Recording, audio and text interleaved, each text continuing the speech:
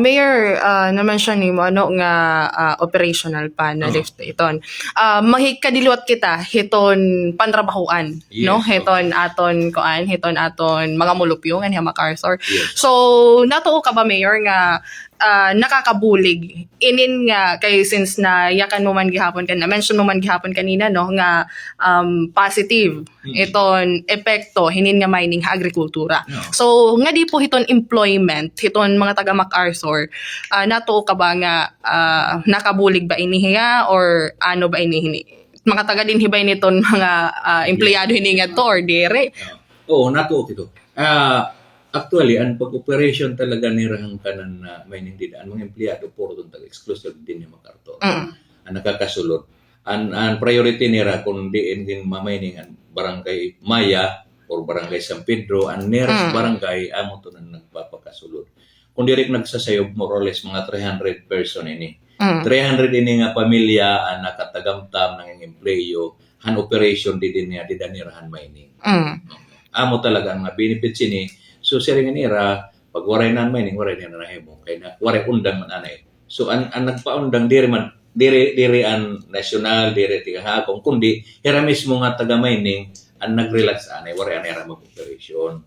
So, dako ini nga bulig unta, han atong mga mulupyo, labi na di daha barangay, marami ito kapitan, nga damo niya mga empleyado. Kaya less safety ni tira, di dan operation. Mga 300 itong hira nga mga empleyado, na nakakatagamtam pang empleyo han mining operation di da barangay Maya.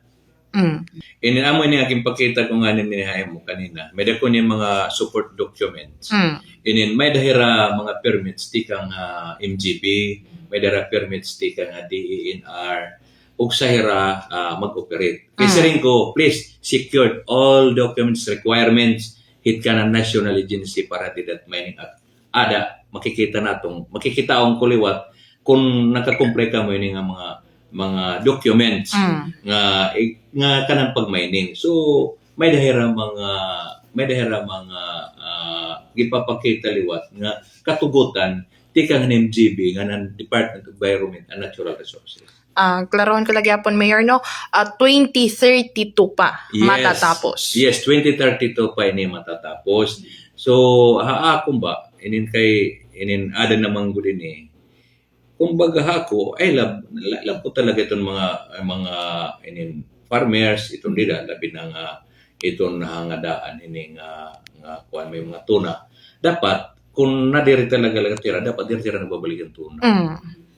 Bali, Mayor, binaligya ini. Dire ini prenda. May buyback ito. May buyback, may dalang baligya. So, ako nga, bisan ako diri nakakasulod niya to sa era man to private property.